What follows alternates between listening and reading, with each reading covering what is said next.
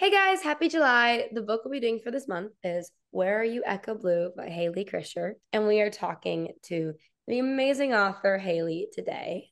Hi, Hi, how are you?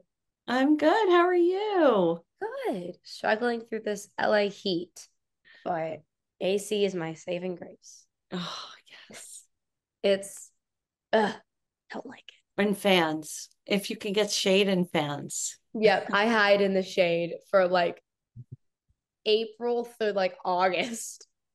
To start off, would you mind telling everyone what Where Are You Echo Blue is about? Yeah, so Where Are You Echo Blue is about the most famous child star of the 1990s who disappears on the eve of the millennium, Y2K, and the journalist who wants to go search for her, but who also happens to be an obsessed fan. So there's like child stardom and family dynamics and celebrity fan obsession. Got it all. It's it's such a good book. First off, I want to start and say I know they don't say judge a book by its cover, but it's stunning. Oh, thank I you. love it. I was like I would grab this off a bookshelf in a heartbeat. It's so Oh, good. Oh, it's so pretty. You messaged me like, "Hey, do you want to read it?" And I was like, "Yes." It's so pretty. I love it. I'm so glad it took us a while to get there because the design team really wanted like a person, which is super hard to do. So they just kept kind of going through all of these different people, and it had to really be like since it's set in a time period, especially I'm telling Echo's life between 1980 and 1999 when she's 19. And it takes place, Goldie's story, Goldie's the journalist, it takes place during the year 2000. It had to be like, if they were going to, she was going to wear a fur coat, the fur coat had to be very specific, like a vintage fur. It had to like, it couldn't look like it was now, or it couldn't look like it was another time period. So we were going through all these different fur coats and different models with different hairstyles because Echo specifically has like a very shaggy blonde hairstyle, kind of after Debbie Harry from Blondie. It was this very specific look. So it was hard. It was hard to do. It took a long time, but I feel I like it's so worth it. I feel like I would be so like particular about what the cover looks like because it has to like represent your book so well. I feel Yeah, and then I was afraid too because there's a part of you that I don't necessarily want to tell my readers, okay, this is exactly what Echo looks like because it's yeah, this is one interpretation of what Echo looks like. I want when people read it to like have, sort of their own idea about what she looks like based on how I describe her.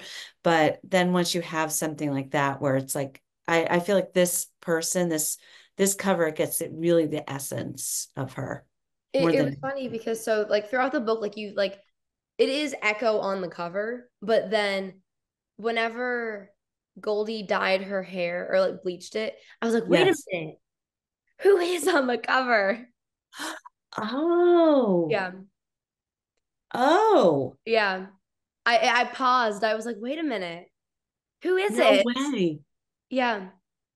That's you just blew my mind. Okay, blew my mind. Didn't even expect that. Because I was reading and then it's not a spoiler, but Goldie No. bleaches her hair towards the end of the book. And then it says like she kind of looks like Echo. And I'm like, well, who is it? And also, it's so interesting that you say that because just for perspective for people that, Goldie is really obsessed with Echo and she was obsessed as a child, with Echo's movies. So she'd see Echo's movies and really see herself. She wanted to be friends with her and she's had this very unhealthy relationship, if you want to say, with her and kind of had to go through therapy about it. So the fact that you thought that it could be Goldie on the cover looking like Echo is such a twist that I had never even thought of. I don't think anyone else thought of either. So that's really cool. I'm honored. Thank you. Thank you, Reagan. Here's what you just said about how Goldie feels like she is friends with Echo and is like not trying to be Echo, but almost accidentally does.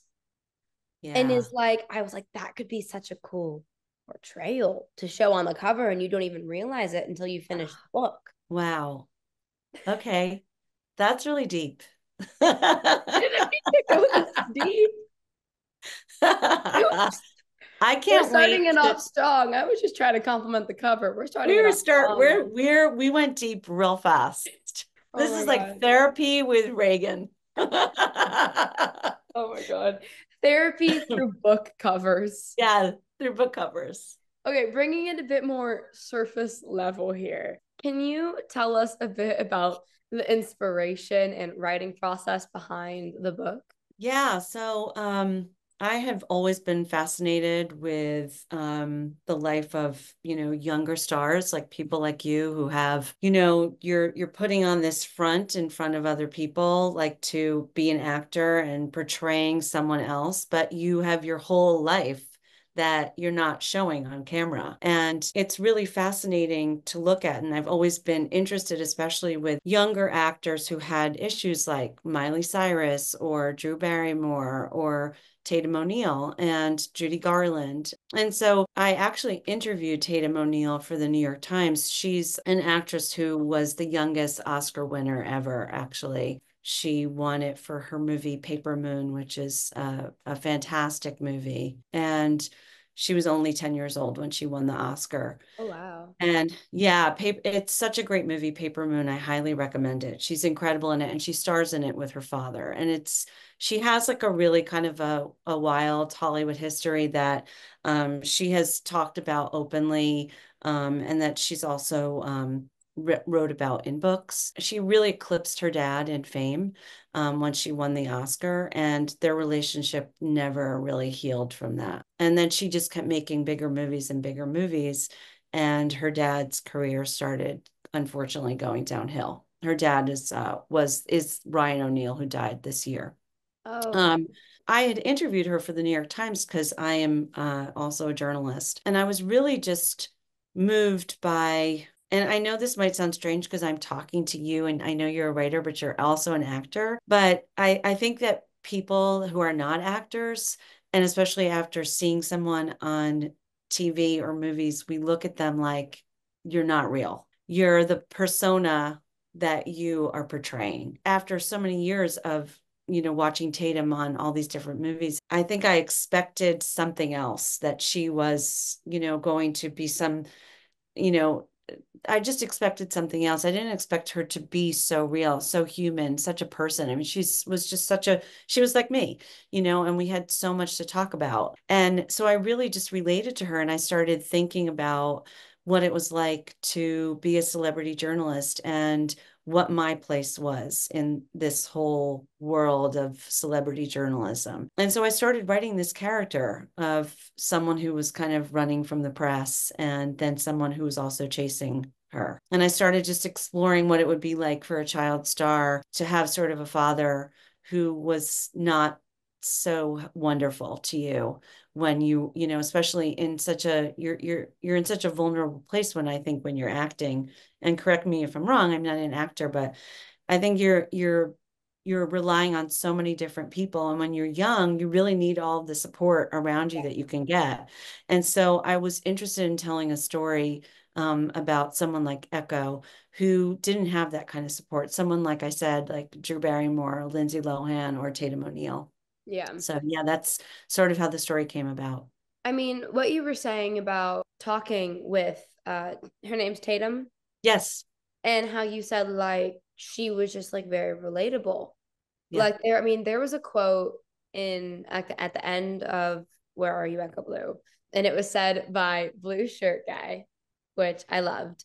And it was something, I don't have it entirely correct, but it was something along the lines of whenever he pitched the basically celebrity stalking app. So if someone sees a celebrity, they could update everyone at the exact time and Yes. tell them where the celebrity is, which is so dangerous, by the way.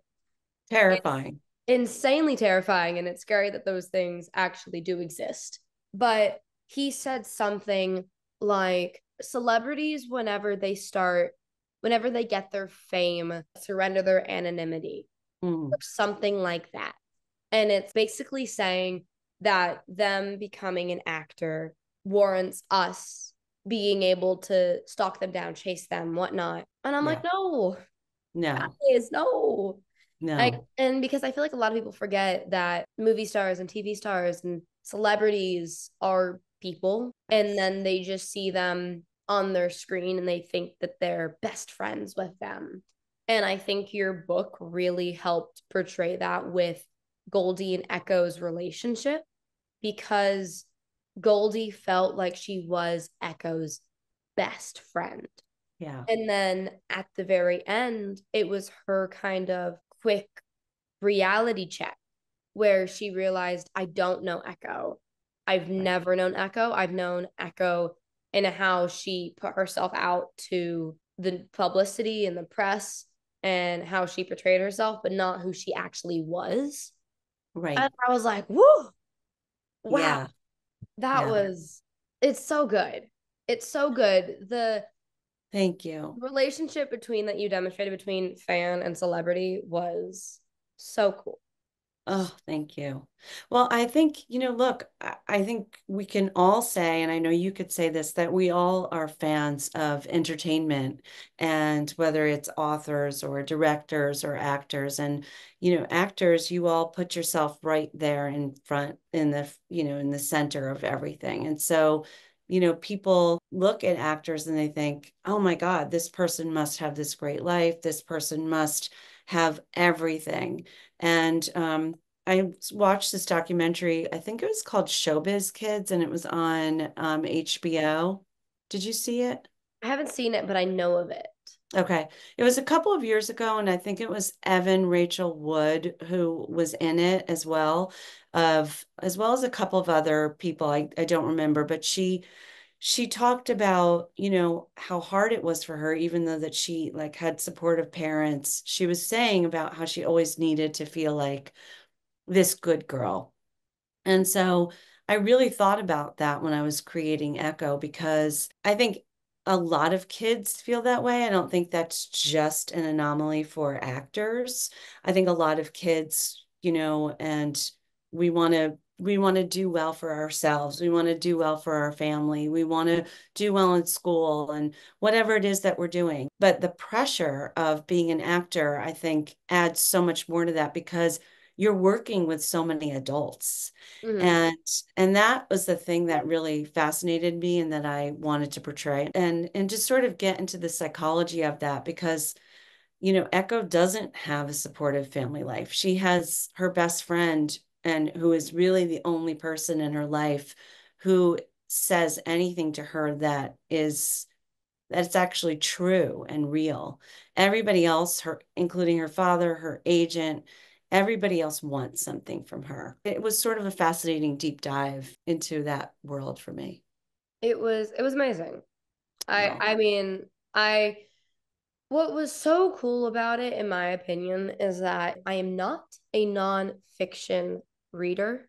okay. I've never been particularly drawn to it, but Where Are You, Echo Blue? It is a fiction story. However, it does have very real life aspects to it in relating to like the child actor and film industry. And so it felt like I was reading a biography, Oh, and it was fascinating to me. mm, And so I think that's really cool because I feel like it can draw in both nonfiction and fiction readers, because it felt like I was reading two biographies, like I was reading Echoes and it felt like I was reading Goldie's. oh, yeah. And it was so cool to me Oh, because I'm so glad. Writing a double point of view is like can be also like kind of mind-boggling as an author, because you want to make sure that the stories intersect but not overlap too much. yeah. And in this case, I was writing about Echo growing up from the time she was 10 years old till the time she was 19. And Goldie is just in like this very short time span of like maybe 6 months or something. And it's and I'm writing in the present time. So I had to make sure it all sort of, worked together so that when I was telling Goldie's story, she wasn't spoiling what was happening in Echo's world. She would Yeah. have to discover things after it happened in Echo's world. So it was complicated for me. I had to make so many calendars where I just did timelines and like of 1991, 1992, and I had to write like dates of every single thing that happened in Echo's life, and then 2000, the year 2000 when Goldie would discover it. So I've done a lot of timelines to help with like structuring a book because yeah. it gets all over the place, especially with multiple POVs. I was working on a book and it was a fantasy and it was a multiple POV. It was one of the books where it would have it had like two main POVs, but then every once in a while it would have another one. Oh, And it was really confusing. So I had to do a timeline for it. oh, Crazy. yeah. I think that you did a really incredible job of writing for young adults and really finding their voices. Um, and you have a daughter, right? Yes, she's 15. So did being around her and like her friends help influence like writing for a young adult? Because you did write in that age range for Echo. I did, although I knew writing this was going to be, how do I put this, more nuanced, because since my audience for this wasn't necessarily just young adult, I'm hoping that young adult, people like your age, obviously will read it, but I wanted it to be like where an adult would understand what was happening and where you can kind of look back and see what's happening as Mhm. opposed to having a little bit more awareness, Yeah. in Echo's voice to her life, as opposed to young adult, you have to be like really in that person's life at that person's age, exactly in that moment. So this felt a little Yeah. different when I was writing it, but I definitely asked my daughter a lot of questions because she likes adult books. She just finished The Seven Husbands of Evelyn Hugo, Amazing which was book. a huge inspiration for me writing this book. Yeah, and so she loved it. So she loves, adult books. Mhm.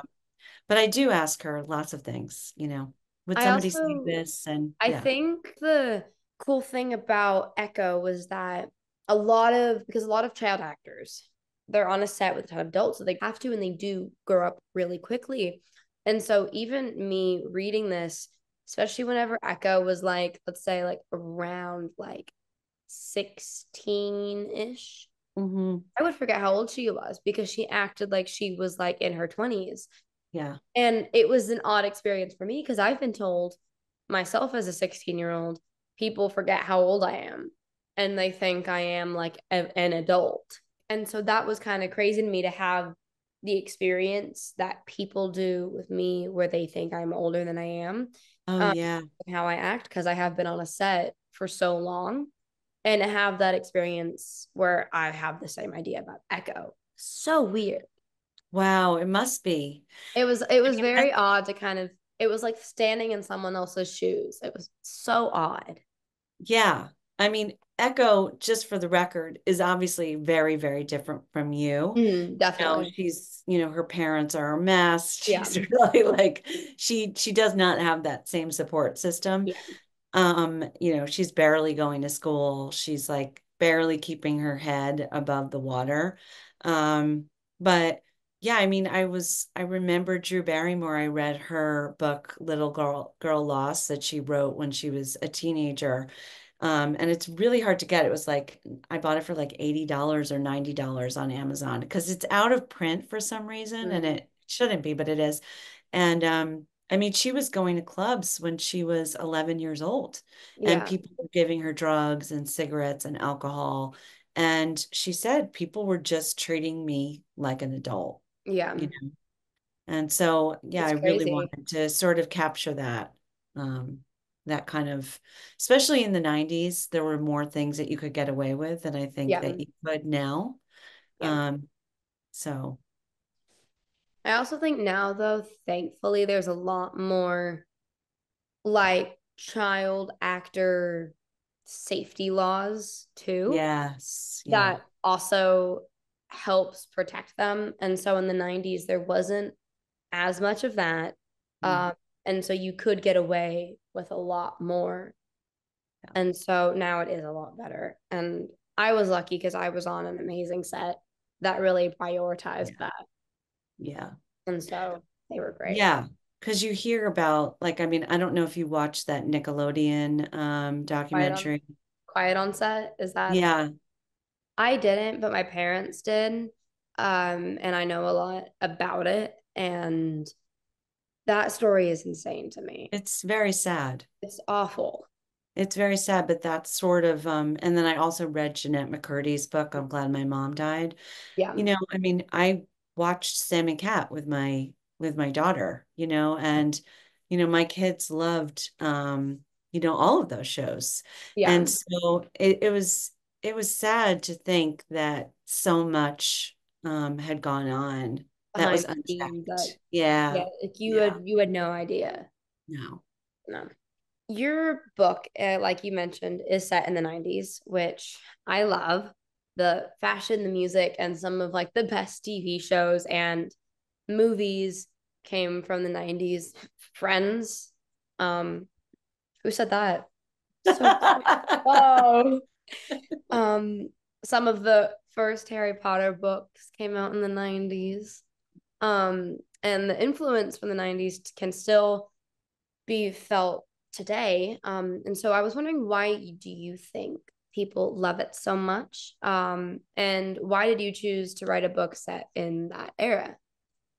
Well, I was in my 20s in the 90s. And so, you know, for me, I guess, you know, especially writing about Goldie and, you know, Echo is 19, so she's sort of almost there. There's a certain freedom of that time that, you know, we didn't have cell phones. Um, there was an innocence. The music was a little, everything was, I hate to use the word grunge, but everything was a little grungy, everything was a little edgy. You know, people had moved away from like the 80s where everything was very button up and you had to look one specific way. The 90s sort of started throwing all of these like fashion, you know, sort of just like throwing stuff at the wall, you Yeah, know, that you can wear like, you know, different kinds of clothing um and try different things with your hair. Everyone sort yeah, of like kind of let it all down. And so that I loved writing about that era. And, you know, I love actors like Winona Ryder was my favorite and still is. I And loved her. yeah, and all of her movies. I mean, she was a huge inspiration for this book as well. I mean, Winona Ryder for me, that was it. I love her. Anytime I watch a movie and she's in it, I'm like, oh my God, Yes, she's so cool. It's such a classic, but her as Lydia in Beetlejuice, so 100%. good. So good. I rewatch that movie all the time. I'm obsessed. They're doing a sequel. They're I, filming it now. so I just that's actually so funny. I just watched the trailer for it the first time today. Oh my God, it looks good, It looks right? really good. Yeah. No, I heard because her Lydia voice is a bit different. Okay. How she like how the character talks in the first one is Yeah. a bit different than her normal voice. And I heard it in the second one and I was like, we're back. We're back, We're baby. back. Oh, it's so exciting. I can't wait for it to come out.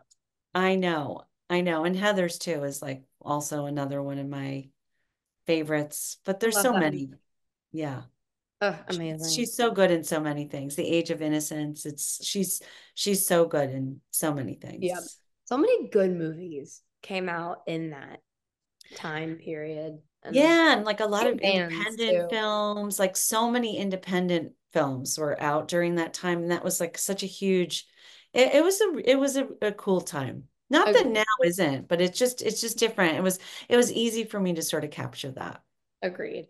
Okay, now my next question. Women specifically, going kind of back to talking about like safety laws back in the 90s, women specifically weren't treated well by studios or media in the 90s and 2000s. There was a lot of body shaming, laughing at mental illness and addiction, misogyny, and just basically relentless cruelty towards most famous women.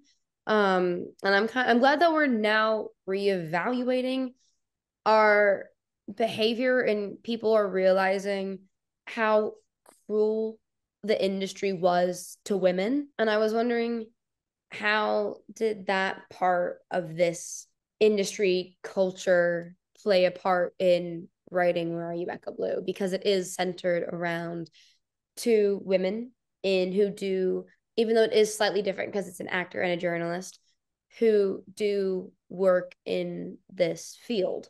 Oh, such a good question and so important. And, I actually read a lot of articles back in the 90s, old Vanity Fair, celebrity interviews, just to see how women's, especially young women, were treated.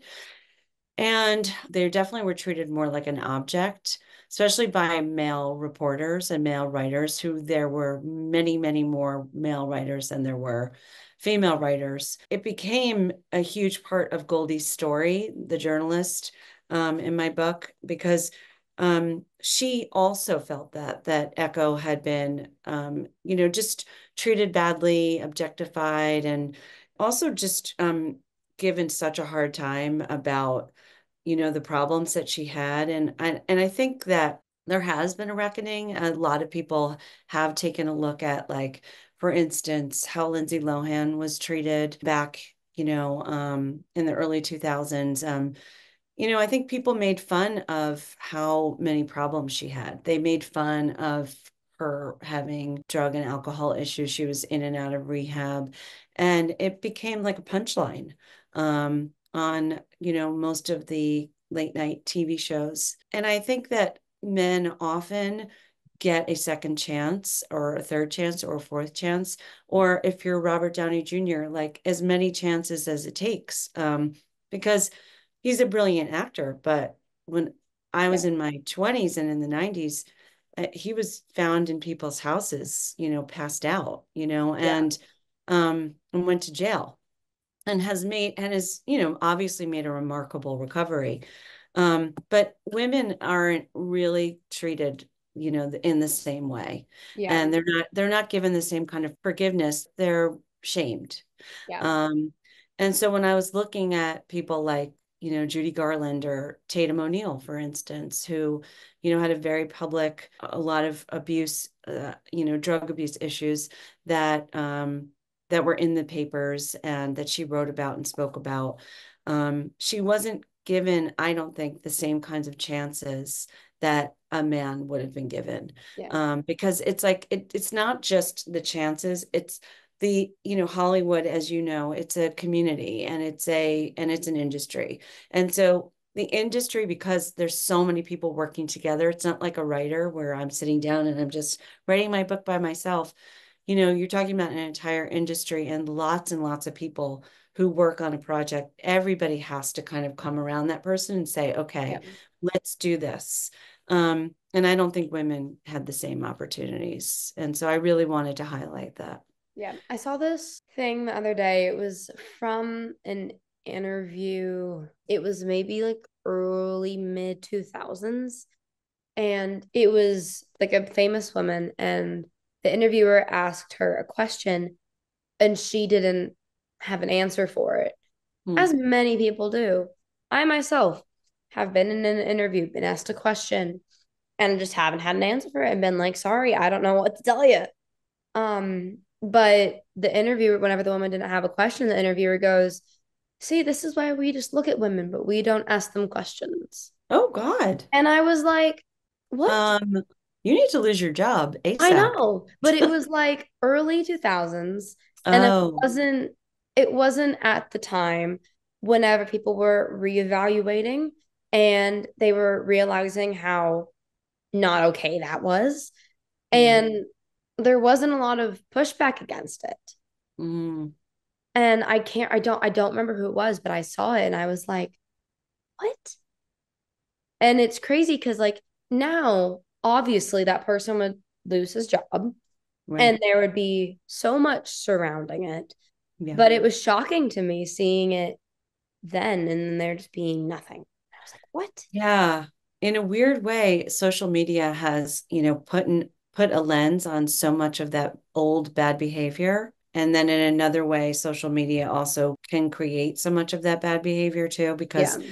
there's so much abuse on, especially towards women on social media. Hmm. And that's not just me saying that, that's actually like a statistic. Yeah. Um, and so, I think back then we didn't have that sort of callback, like, let me watch that video again and or, spending all of that time on the internet. Let me see that video wasn't even a didn't even really work on the internet in the early Yeah. 2000s. I think that we've definitely come a long way. And I think people, whether or not they want to stop acting that way because they don't think it's right or because they don't want to get caught or Yeah. they know that it will be an issue.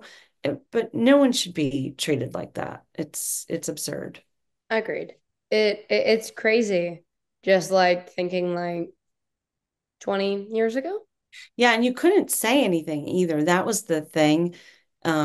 Because somebody would say, "Oh, you're too sensitive." So that, like, Yeah. people said stuff like that all the time. Men said stuff like that all the Yeah. time. You just sort of had to kind of grin and bear it, like, "Oh, how nice." Yeah. And go home and crawl in bed and hide under the covers, I've seen a lot of interviews with Scarlett Johansson Oh, okay. where she's gotten a lot of that, where she's had to like kind of do like a grin and bear it kind of Mm, thing. Um, but then it's honestly I've seen sometimes where she'll like talk back to them. yeah, I'm like, I love you for that. Like, because yeah. she's like setting an example. She's like, you can't talk to me like that. And it's always so cool whenever like if something like that does happen, she has like she'll say something and like her castmates or whatever will also be like, get him out of here. Right, And I'm like, right. push back, talk back to him. Don't like he can't say that.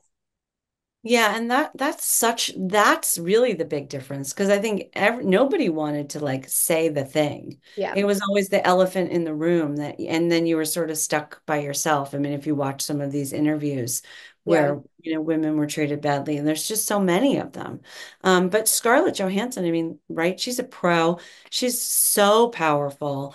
She's been around for a long time. I mean, I think she made Ghost World when she was a teenager. Yeah, Um, she was a child actor as well. yeah. So she, if she can't say something, then who can, right? Exactly.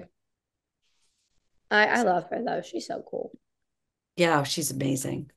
Kind of going back to talking about Where Are You, Echo Blue. The story is told, like I said, like we talked about earlier, in alternating points of view between Echo and Goldie. Did you always intend to tell the story in that way? And like what drew you to that narration style? Oh, another really good question. Um, I think I started writing just Echo's story first. That really came out because, like I said, it was loosely based on a number of child actors. And so I kind of was getting that out. And then I realized that couldn't be the whole story because there wasn't a plot. It was just character development, which is fun and great. But I needed it to do something. I needed to say, this is why we're here. I guess, again, like I had said earlier, that I, had this interview with Tatum O'Neal, and I had interviewed other celebrities up to that point, like Celine Dion. And I mean, and actually seeing Celine Dion, when I interviewed her, it was at this event in Montreal. And I was flying in just for this event, and there were hordes and hordes of people around her and security. And it was a fan event. And each person was coming in to speak to her. And they were only allowed to speak to her for, like 30 seconds to a minute because then the next person had to come. And she was so kind and gracious. I mean, she was Celine Dion. I mean, she's amazing. She was like so wonderful to every single person. But I just thought, how does anybody live this way? How do you live in this bubble when you're having these hordes of people standing on cars in the street and just going absolutely bananas, screaming her name and singing Yeah. her songs when she's not even there, just like thousands of people. And so I think that that really affected me as a journalist. And so I kind of wanted to write this experience as a journalist as well, having this sort of moment about um, celebrity culture. And I guess I've always been also fascinated by women sort of diving into madness, especially books about women diving into madness. Like I love Bunny.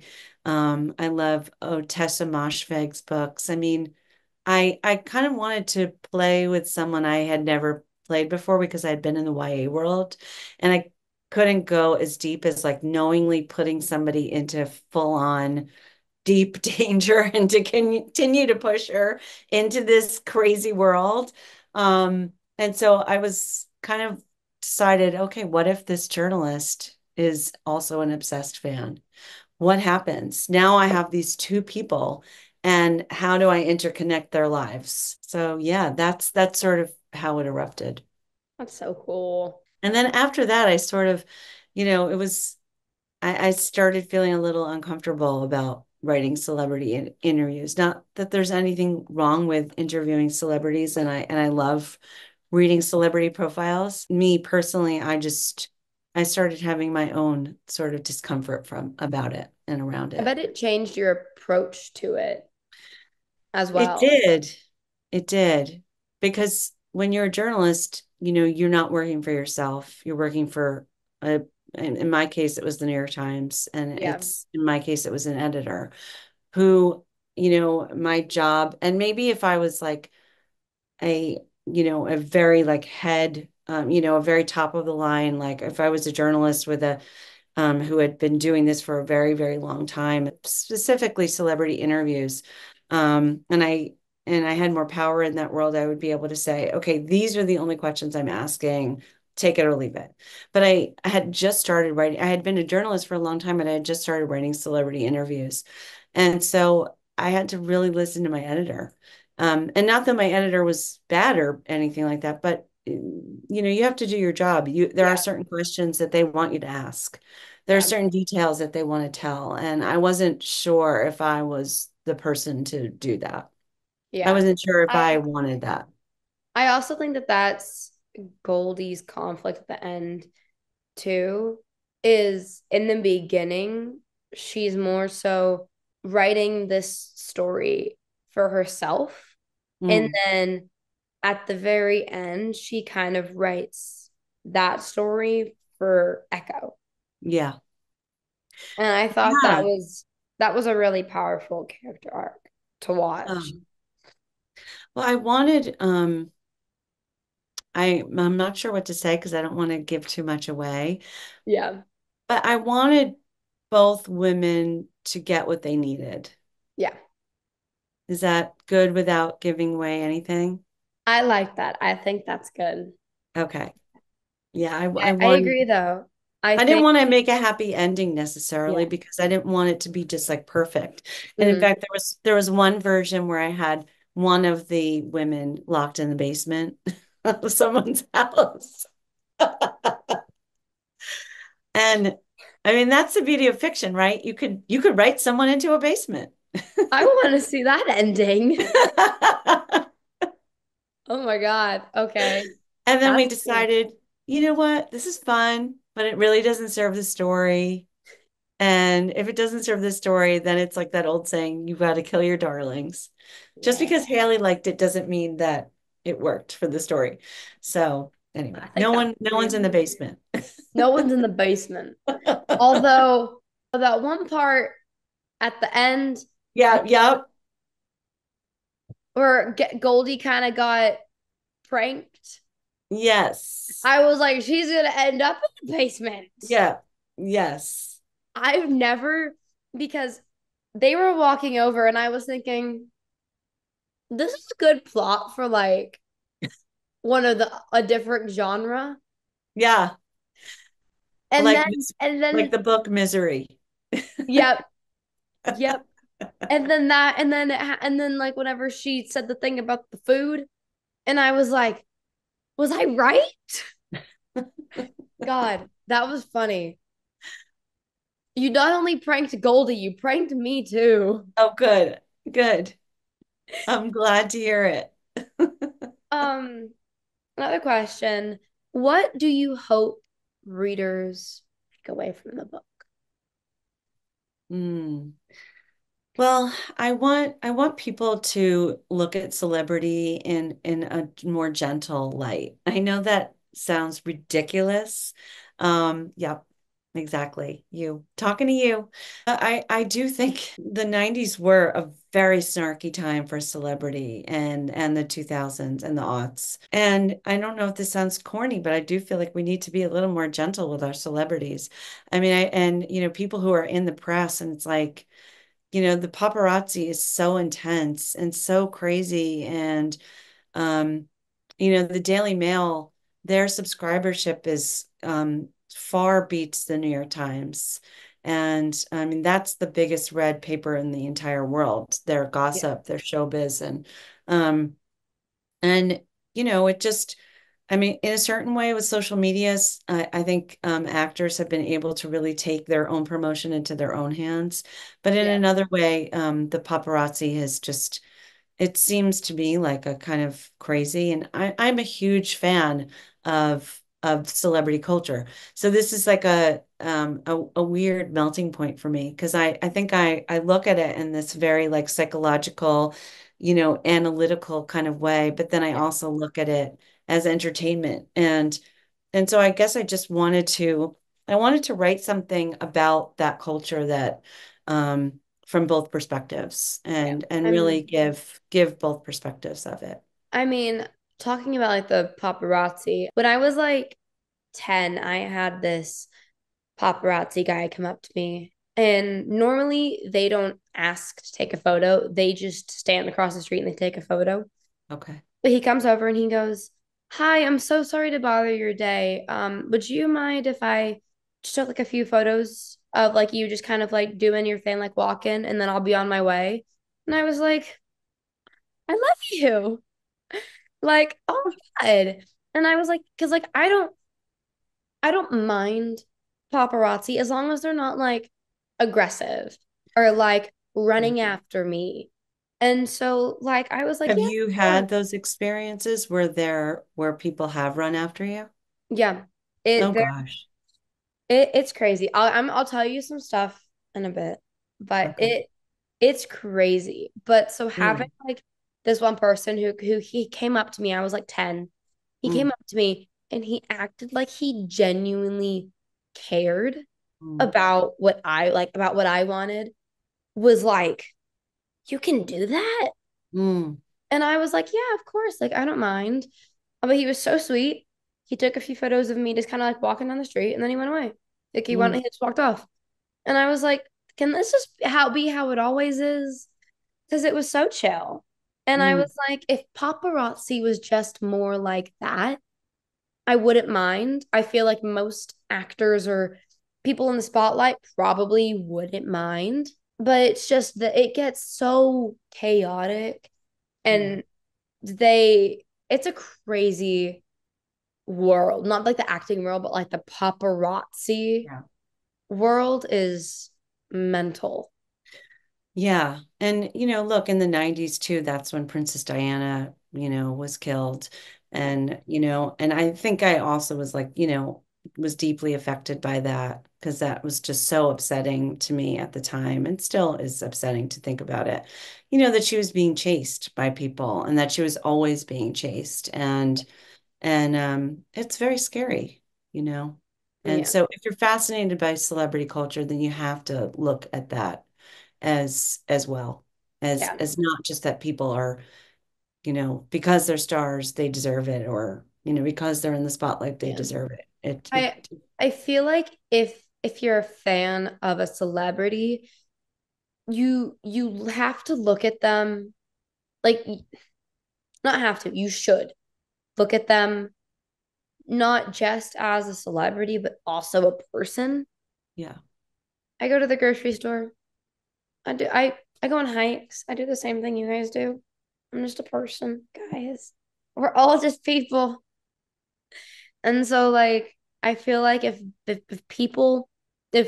fans of celebrities just looked at them as the just a person, just a human, then Yeah. I feel like it could improve so much. Yeah. But people see this character from the favorite TV show or Yeah. this musician that they listen to, and they just think, well, I listen to their music. I know them. And I'm like, that's not how it works. I feel like that just needs to be improved upon how people look at celebrities. Yeah. I mean, especially you're so approachable and I hope, you're so easy to talk I to hope I am. that your I fans should just be like, "Hey, Reagan," and that's it, am. right? Like Yeah. I had this thing. You're an author. You know probably Y'all West, or you have Yes. Y'all East. So I recently just went to Y'all West, and I love meeting fans. Don't get me wrong. I've had like an hour-long conversation with a fan before. I love talking to them. They're normally so sweet. But I went to Y'all West and we walked in. And if you don't know what Y'all West is, it is a book fair in LA or also in New York. I think that it's the West Coast, the book Y'all West, and then Y'all Y'all East East. is, I guess, and it's just YA, right? Yeah. YA books. Yeah. Is it in New York? I want to I'm say not sure. I think they hold it in different places on different. the East Oh, Coast. okay. But so it's a big book fair and a lot of book authors, like big book authors, will go and they will support their book, they will meet fans, whatnot. And I was like, book fair? I have to be there. I have to go. And so I go with one of my friends and we walk in and I am instantly swarmed by people. Oh, wow. And it was like a crowd of like 100 people. Mm. And they were all like throwing stuff at me for me to sign it. Um, and I was trying to like balance it, but I'm But one that's person. scary. Yeah, that's It's scary. terrifying. And Yeah. I'm one person trying to control like 100 crowd swarm. And so it gets very overwhelming. And so having that like rush of people come at you is gonna be honest, it's terrifying.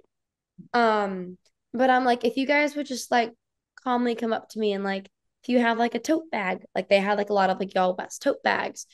I'm like, if you just want to hand me your tote bag, I'm down to sign it. I don't mind. But like they would like throw it at me and I'm like, just hand it to me. I don't mind signing it, but just can we like calm it down a little Yeah.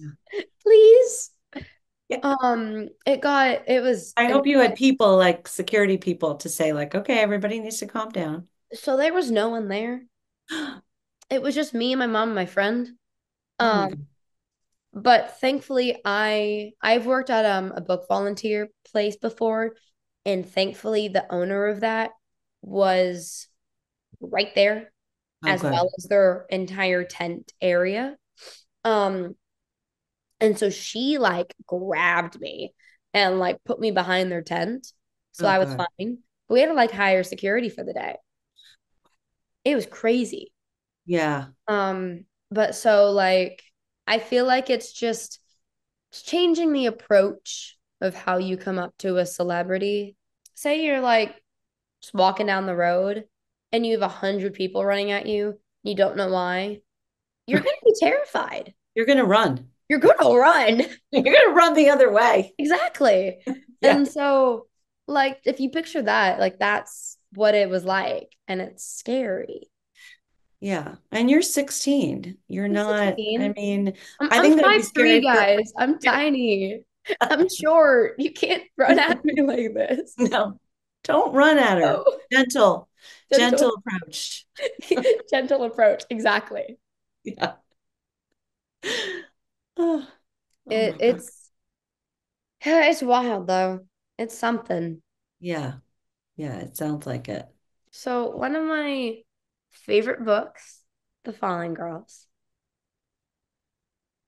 Whoa, The Fallen Girls. So good. Yeah, I was wondering if you could give us a little update on The Fallen Girls, which got optioned a couple of years ago and is set to be a little TV show. Yes. We have an There, update. we do, not, there are things cooking. Let's put it that way. There are things cooking. I'm so interested. I really can't, I don't know if I Hey, could say more than that, but it's the Fallen Girls is cooking and it's good. I'm so excited. Do we have It's going. There's a forward movement. this is so exciting. It's Oh, very exciting. we love the forward movement. It's gonna Yes. be great. I'm so excited. Oh, Yeah, me too. And you'll be the first to know if something happens. I'm hoping for all the updates. Oh, this is gonna be so exciting. Um, Also speaking of forward movement and stuff coming out, you also, while working on Where Are You, Echo Blue, have also been working on another book. You were pulling double duty. Um, it's called You Belong to Me. It comes out April 2025. Yep. Is there anything you could say about that? Yes. So You Belong to Me will be my third YA book. And it is like sapphic book about this girl who gets sucked into a wellness kind of culty situation. And so if you like The Girls by Emma Cline or yep.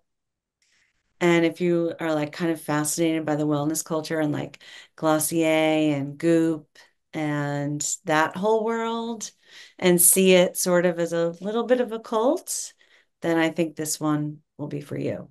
This is very exciting. Yeah. Very excited for this. Yes, Oh, I can't wait for you to read it. I hope you like it. I'm I'm so doing excited. I'm doing past pages on it now, so we're getting all the little nooks and crannies, all the little details Am ironed I out. am I allowed to request an art? Yes. Oh, this is so exciting. I can't wait. Oh, And we'll be okay. doing like, I think we'll be doing a cover reveal pretty soon. It's good.